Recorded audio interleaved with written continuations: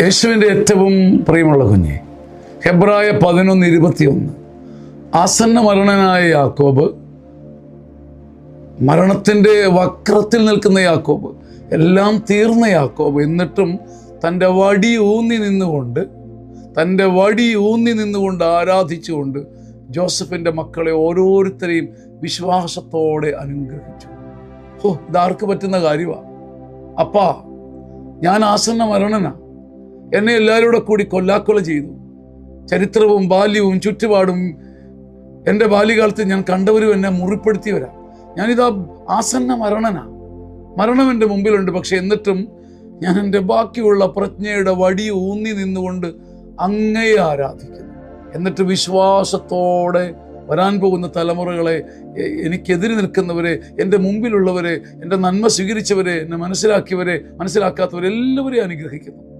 വടി ഊന്നി നിന്നുകൊണ്ട്, അല്പശക്തിയിൽ ഊന്നി നിന്നുകൊണ്ട് അവിടുത്തെ ആരാധിച്ച് തിരിച്ചു വരാൻ അടിയന് ശക്തി തരുന്ന ദൈവമേ, ഞാൻ നിന്നെ ആരാധിക്കുന്നു. ഹെബ്രായ 11-ാം അധ്യായത്തിൽ ഒരു വടി ഊന്നി നിന്ന് നീ ആരാധിക്കണം.